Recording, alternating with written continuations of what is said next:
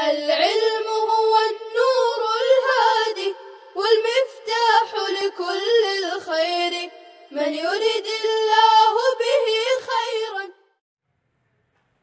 بسم اللہ الرحمن الرحیم. الحمد للہ رب العالمین والصلاة والسلام علی سید المرسلین وعلی آلہ وصحابہ الطیبین الطاہرین. اما بعد فاعوذ باللہ من الشیطان الرجیم. بسم اللہ الرحمن الرحیم. جعل اللہ الکعبۃ البیت الحرام قیاما للناس والشہر الحرام والہدی والقلائد ذلک لتعلموا ان اللہ یعلم ما فی السماوات وما فی الارض وان اللہ بکل شیء علیم. صدق اللہ العلی العظیم. عزیز طلبہ، یہاں سے اللہ پاک نے خانہ کعبہ کی عظمت، تقدس کی وجہ بیان فرمائی. اسی طرح قابل احترام مہینے اور ایسے ہی حج عمرہ میں جو قربانی کے لیے جانور لے جائے جاتے تھے، ہدی اور قلائد یعنی ایسے موقع پر لوگ جو اپنی گردنوں میں پٹا باندھ لیتے تھے، سب کے تعلق سے حکمت اور مصلحت بیان کی جا رہی، جس سے ان چیزوں کا عظیم ہونا ثابت ہو جاتا ہے. فرماتے اللہ نے کعبہ بیت الحرام کو لوگوں کے لیے قیام کی چیز بنائی ہے. کعبہ بیت الحرام یعنی قابل احترام گھر ہے وہ.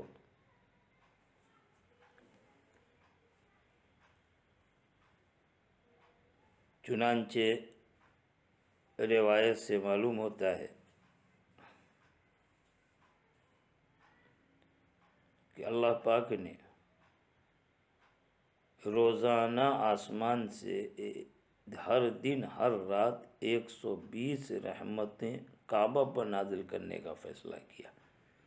حضور نے فرمایا کہ ہر رات ہر دن آسمان سے کعبہ پر 120 رحمتیں نازل ہوتی ہیں، جن میں 60 رحمتیں طواف کرنے والوں کے لیے، 40 رحمتیں نماز پڑھنے والوں کے لیے اور 20 رحمتیں محض کعبہ کو عظمت اور محبت سے دیکھنے والوں کے لیے. کعبہ کعب سے ہے، جس کے معنی ابھرنے، بلند ہونے کے. کعبین ٹخنوں کو اس لیے کعبین کہتے ہیں کہ وہ بھی ابری ہڈی ہوتی ہے، بلند. جغرافیائی اعتبار سے ساری دنیا میں سب سے زیادہ بلند جو جگہ ہے وہ کعبہ ہے. بیچ مرکز ہے وہ دنیا کا.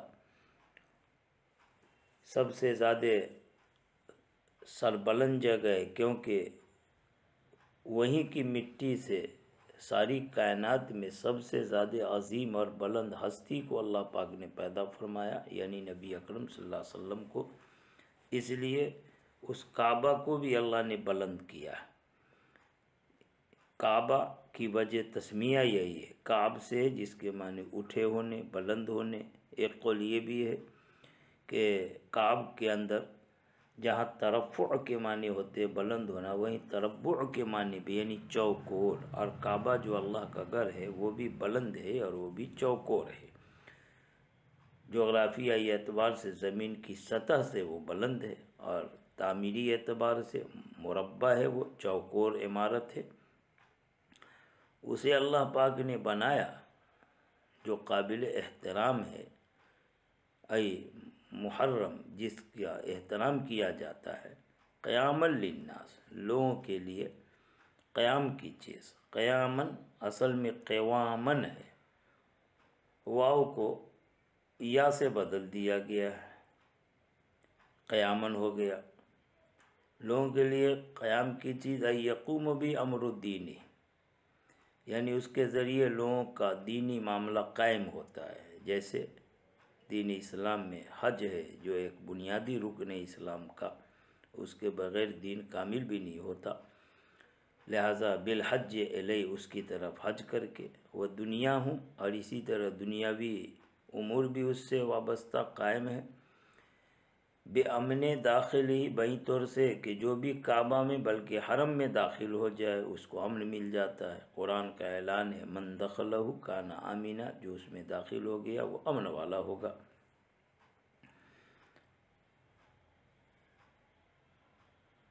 بے امن داخلی، اور دنیاوی امور اس سے قائم ہوتے بئی طور سے کہ اس میں داخل ہونے والا مامون ہوتا ہے۔ وہ آدمی تعرض لو، اور اس کے ساتھ تعرض نہ کیے جانے کے اعتبار سے، جو بھی اس میں داخل ہو دشمن بھی ہو اس کے ساتھ چھیڑ چھاڑ نہیں ہوگا، تعرض نہیں ہوگا۔ وہ جب یہ ثمرات کل شیء، ہر چیز کے ثمرات کے اس کی طرف کھینچانے، پائے جانے، لائے جانے کی وجہ سے، ہر چیز کے ثمرات یعنی دنیا جہاں کی ہر چیز وہاں میسر ہوتی ہے، یا یہ کہ ہر قسم کے پھل فروٹس وہاں آتے ہیں۔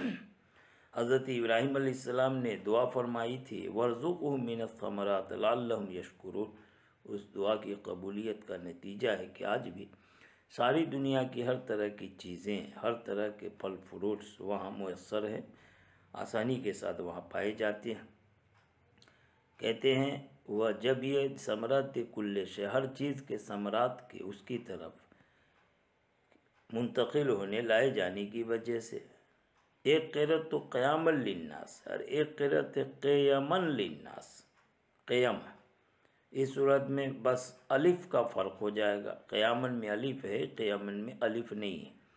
کہتے ہیں ایک قرأت میں قیامن ہے بلا الف، بغیر الف کے، یہ قامہ کا مصدر ہے،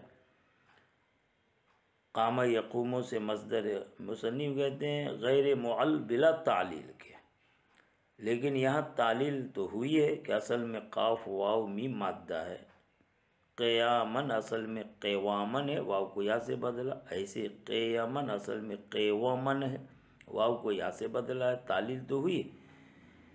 لیکن مصنف کے کہنے کا مطلب یہ ہے کہ اصل میں قیم جو ہے، یہ قیم عنب کے وزن پر یہ قیامن کی فرع ہے، یعنی قیامنی سے یہ بھی بنا ہے۔ اور جیسے قیامن میں بس ایک تعلیل ہوئی تھی کہ واو کو یا سے بدل دیا اور اس میں الف بھی آیا، لیکن یہاں پر واو کو یا سے تو بدلا گیا کیونکہ یہ قیامن ہی کی فرع ہے، تو ایک جو وہاں تعلیل ہوئی تھی وہی تعلیل یہاں بھی ہے، صرف جو واو کو یا سے بدل دیا گیا ہے تو بس اتنی تعلیل ہے۔ تو یہاں جو غیر معل کہتے ہیں بغیر تعلیل کے، تو مطلب یہ ہے کہ اس میں کوئی دوسری تعلیل اور الگ سے نہیں ہوئی، بس وہی ہے جو قیامن ہے ویسے قیامن، صرف اتنا ہے کہ یہاں پر الف کو حذف کر دیا گیا۔ والشہر الحرام، اور قابل احترام مہینے، والشہر الحرام اس کا کعبہ کے اوپر ہے، الف لام جنس کے لیے، لہذا جو 4 مہینے اسلام میں اور زمانے جاہلیت میں بھی قابل احترام سمجھے جاتے ہیں وہ سب کو شامل ہے یہ، اور شہر حرام قابل احترام مہینے، الف لام جنس کے لیے، اس وجہ سے مصنف نے کہا یہ بمعنی الاشہر الحرم، یہ مفرد ہے لفظاً لیکن معنی جمع ہے، یعنی قابل احترام مہینوں کے معنی میں۔ وہ 4 مہینے قابل احترام ہوتے تھے زمانے جاہلیت سے، بعد میں اسلام میں بھی، ایک ذوالقعدہ، دوسرے ذوالحجہ، تیسرے محرم، چوتھے رجب۔ ان کو اللہ نے بنایا ہے قیام لہم، ان کے لیے قیام کی چیز، قیام اس طرح سے کہ اس سے بھی دنیاوی امور قائم رہتے ہیں، بئی طور سے کہ ان مہینوں میں قتل قتال حرام ہے۔ زمانے جاہلیت میں بھی وہ کفار ان مہینوں کا احترام کرتے تھے، ان مہینے میں دشمن سے قتل و قتال نہیں کرتے تھے، فرمایا بِأَمْنِهِمِ الْقِتَالُ فِيهَا، ان مہینوں میں قتال سے امن ہونے کے سبب سے یہ لوگوں کے لیے دنیاوی امور کے واسطے قیام کی چیز، اور دینی چیزیں بھی ان سے وابستہ ہیں، ذوالقعدہ، ذوالحجہ، محرم، رجب، ان مہینوں میں عبادات وغیرہ کی خاص اہمیت ہے۔ والہدی والقلائد، اور ہدی یعنی وہ قربانی کے جانور جو حج و عمرہ پر لے جائے جاتے ہیں، اس سے دینی مصلحت قائم، اس لیے کہ حج میں جو نقص ہو جاتا ہے اس ہدی قربانی کے ذریعے سے تلافی ہو جاتی، اور دنیاوی اعتبار سے اس میں مصلحت ہے کہ جو مال باقی رہ گیا ہے حدی میں مال خرچ کرنے کے بعد اس میں برکت ہوتی ہے، تو اس سے دینی دنیاوی ہر طرح کے امور وابستہ ہیں۔ یہ بھی لوگوں کے لیے قیام کی چیز ہے، اس سے اللہ گناہوں کی تکفیر کرتے ہیں، دنیاوی مصلحت ہے کہ مال میں بڑھوتری ہوتی ہے، برکت ہوتی ہے۔ والقلائد، اور قلائد یعنی پٹے، قلادہ کی جمع قلائد ہے۔ عرب میں طریقہ یہ تھا کہ مکہ سے نکلتے تھے تو اس وقت وہ حرم کے درختوں میں سے کچھ لے کے یا اسے اپنی گردن میں ڈال لیتے تھے تاکہ وہ علامت بن جائے۔ یہ پٹا ہوتا تھا جس سے لوگ اس سے تعرض نہیں کرتے، قتال نہیں کرتے، اور وہ اپنی جان مال پر بالکل مطمئن رہتے تھے ایسا کرنے والے۔ اس میں بھی دینی دنیاوی امور وابستہ ہیں۔ والقلائد، اور قلائد پٹے، قیام لہم، ان کے لیے قیام کی چیز بنائی، بامن صاحب، یا بہیں طور سے کہ حدی اور قلائد والے یہ امن سے رہتے ہیں، من التعرض لہو، اس کے ساتھ تعرض کیے جانے سے۔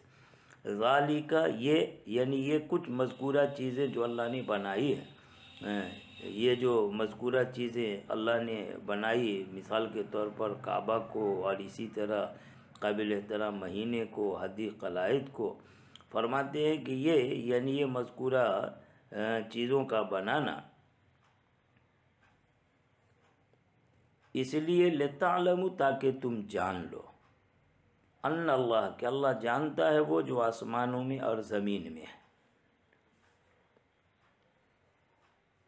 یعنی اس میں کیا حکمت مسلطیں اللہ کے علم میں، لہٰذا اللہ نے اپنے علم کے اعتبار سے یہ ساری چیزیں اس طرح کی بنائی ہیں۔ کہ یہ مذکورہ چیزوں کا بنایا جانا اس لیے تاکہ تم جان لو کہ اللہ پاک جانتا ہے وہ جو کچھ کے آسمانوں میں اور زمین میں، وَأَنَّ اللَّهَ بِكُلِّ شَيْءٍ عَلِيمٌ، اور یقیناً اللہ پاک ہر چیز کو خوب جانتا ہے۔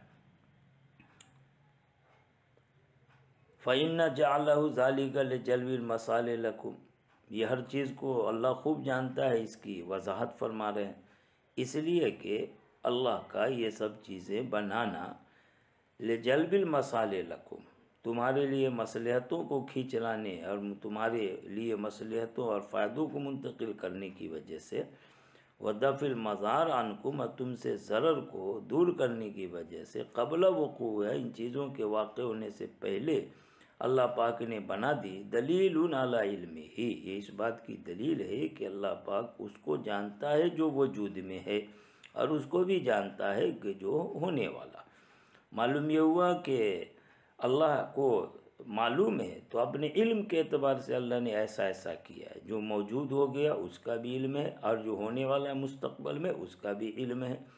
یار یقیناً اللہ کو معلوم تھا کہ اس میں مصلحتیں، فائدہ ہے، جلب منفعت ہے، دفع مضرت ہے، لہٰذا ابھی یہ چیزیں واقع نہیں ہوئی، لیکن اس سے پہلے اللہ کو معلوم تھا، اور پھر بھی اللہ نے ان چیزوں کا حکم دیا۔ یقیناً یہ اللہ کے پہلے سے جاننے پر دلیل ہو جائے گا۔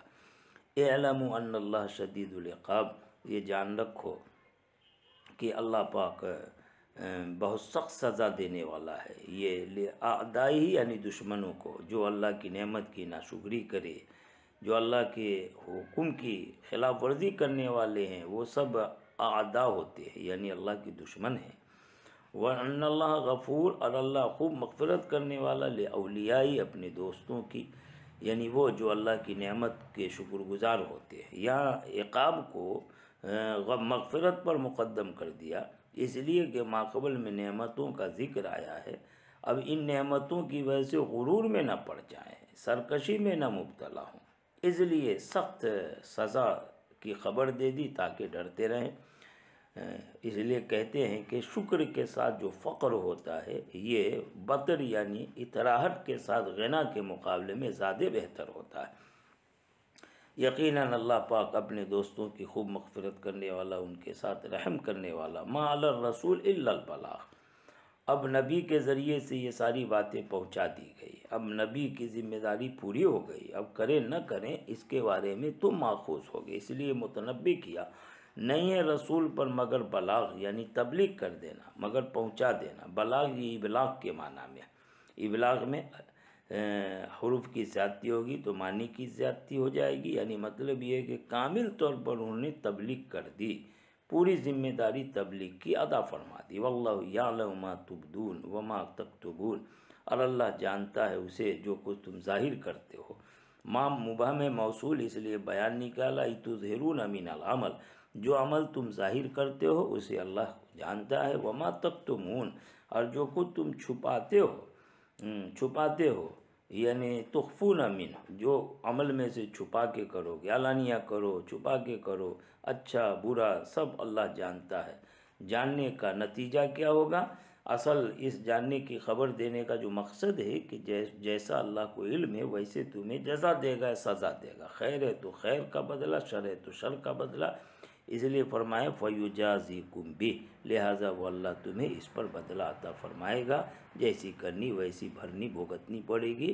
اللہ پاک نے عمل کرنے کی توفیق دے اور برے عمل سے حفاظت فرمائے۔ وآخر دعوانا ان الحمد للہ رب العالمین۔